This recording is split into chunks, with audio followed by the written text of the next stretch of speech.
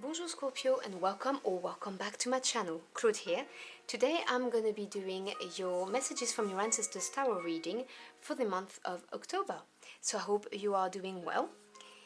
As always, if you're interested in the decks I'm using, there is a link in the description box below. So please do bear in mind those are general readings, and if the messages do not resonate with you, they're just not meant for you. And that's okay. So let's see what we've got for you. What do my Scorpio Aquarians need to hear from their ancestors for their highest good for October, please?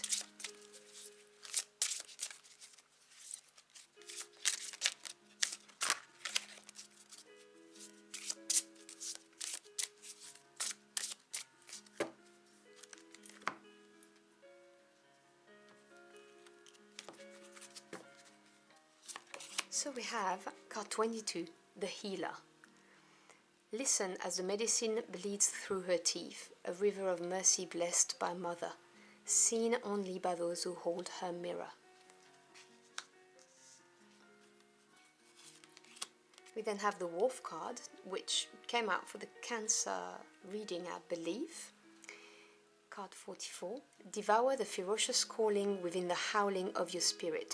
Run wildly into the freedom of your knowing. And then you've got the Underworld, card 40.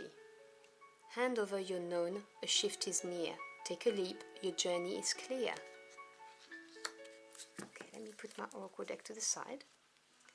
So, what your ancestors want you to know is the card of the healer. That's their message. And the message of that is that you are meant to be a guide or a facilitator. So this could be, anything to do with counseling people or, teenagers, whoever, people who have been, that's very specific, who have been traumatized at war, a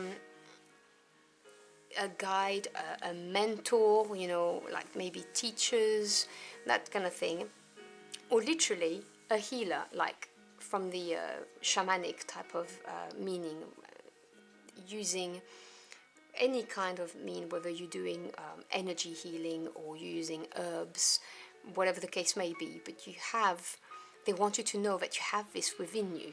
You can be a light worker. It's what you should be aiming for. This is your true calling, is what they're saying to me. And maybe you've not been aware of it. Maybe you felt the call, but thought, well, I can't make money out of that. How am I going to live? Whatever the case may be, they want you to bring your attention to this. And this position is why they're telling you this. And they're telling you the card of Wolf, which is the card of instinct and freedom. They're telling you because this is going to set you free.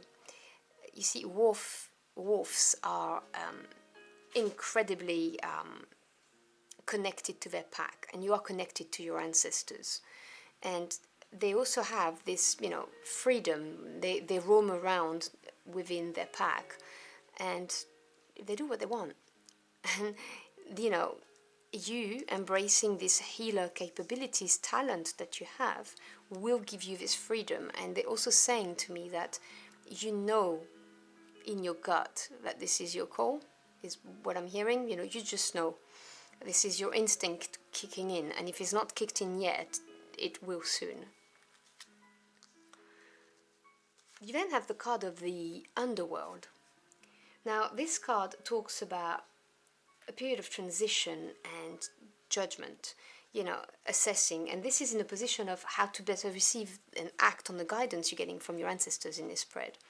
And so this is really saying that you need to reflect on your life path, on your circumstances, on situations that may have arisen, and, make a decision and move from that. This is a transition period. You may have been thinking about changing career. You may have been thinking about doing this in whatever position, that fits your situation. And they're saying that you really need to take the time to, do like a report card basically, and look at your circumstances as they are right now and what they could be like should you go this way, is what I'm hearing. So let's clarify this with the tarot. So can you clarify those messages for my Scorpio Aquarians? And I'm not surprised, to see this, because, you are very sensitive people, Scorpios. You have big hearts and you feel things very, very deeply. So when I see things like, oh, the healer potential that you have, the guide, the mentor, the counselor, I see it. And also this strong sense of instinct and this desire of being free. I can see it's just, it fits the profile quite nicely, doesn't it?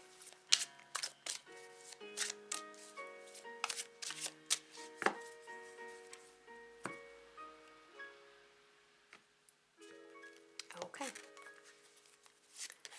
So we have the Five of Cups.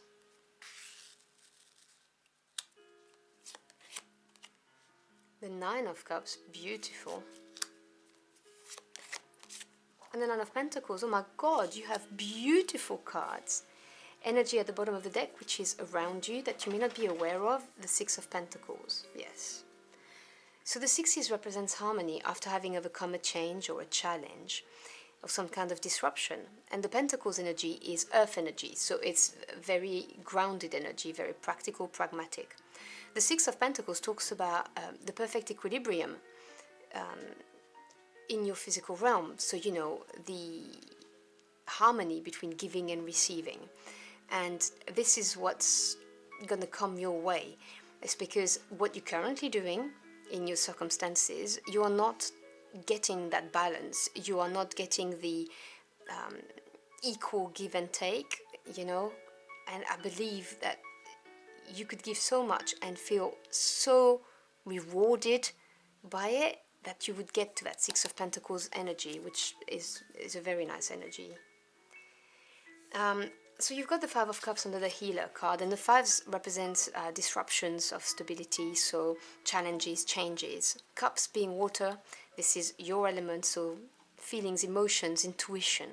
The Five of Cups talks about an emotional change, which I really believe is what's going on here with you. You're going through some serious emotional change. You may be disappointed with your current circumstances. It could be due to your career. It could be due to a relationship, whatever the case may be. But you're going through this transitional period. And I'm not surprised to see it under the Healer card, because this is like an awakening for you, like realizing what is going to emotionally fulfill you, because right now you're not, is what I'm hearing. And under this beautiful card of freedom and listening to your instinct and going for it, you've got the beautiful energy of the Nine of Cups. Now, nines in tarot represents achievement, and you've got two nines next to each other. They're my two favorite minor arcanas. I love those two cards. So the Nine of Cups is the wish fulfillment card. This is you being completely content and happy within yourself and your environment and your circumstances in life. So moving from the Five of Cups to the Nine of Cups is a beautiful progression, and I believe this will come to you if you follow your gut, trust your instinct, and free yourself from whatever it is that's holding you back right now. And that may be in the way of you, really embodying who you're supposed to be, whoever that healer is, whatever aspect of healing we are dealing with right now. There are many ways of healing people. I believe that reading tarot cards can heal people. So, there are different ways of looking at that, but this is definitely something that's meant for you. That Nine of Cups shows that this is really where your heart lies, where your heart will be fulfilled. And then under the Underworld card, you have the Nine of Pentacles. Now, in this period of transition, this is going to lead you to this Nine of Pentacles energy. Now, the Nine of Pentacles, I love it because it talks about prosperity and abundance, which, by the way, does not have to be financial. This can be emotional prosperity and abundance. But it talks about having worked long and hard, diligently, and having invested yourself, your time, your sweat, bits of your soul, all of the above. And having gotten to this point because you put in the work. And there's that strong energy with the Nine of Pentacles of,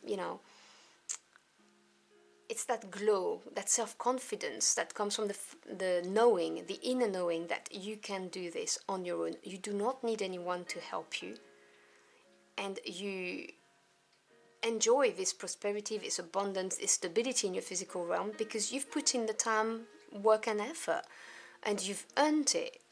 And once you're in that position, you can then give, you know, your time, your effort, your resources, whatever the case may be, and receive, so that you get emotionally fulfilled, which I think is beautiful. So this is really a quite a deep and empowering reading for you. Let me put out a couple of closing messages. So can we have some closing messages, please?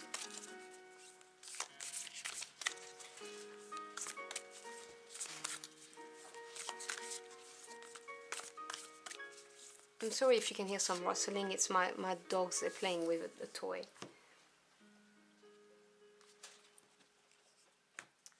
Okay. So we have first quarter moon in Taurus, release control. Yeah, now that's not an easy thing to do, but in order to do something like this, you know, and get the freedom, you need to follow your instincts. So you need to release the control that your mind may want to have over things. You know, fully embrace the wolf inside of you is what I'm hearing. Let go, let things unravel. I do believe your ancestors are going to put this on your path. The path is going to be illuminated. You're going to know where to go, what to do. It's going to become very clear, but you need to release control. If you try to control it, it won't manifest fully. So that's the first message. And then we have the first quarter moon in Sagittarius. Believe in your good luck. So believe that you're worth it. You know, that you deserve this kind of emotional fulfillment that you're not getting for the time being, but that you could if you embraced this kind of path. You're a good person is what they're saying to me, and you do deserve the best. And good luck is just your spirit teams, and in this case your ancestors, lining things up for you so that you may experience a fulfilling life.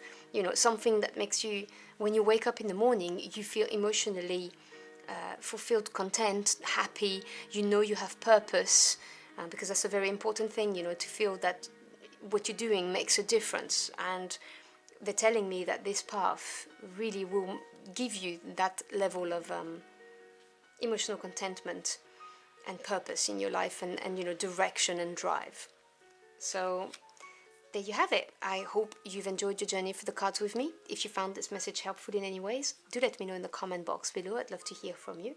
Thank you so much for stopping by. Your time is your most precious commodity. I'm very grateful you chose to spend it with me. I wish you a beautiful month, and I will see you again very soon. Until next time, au revoir.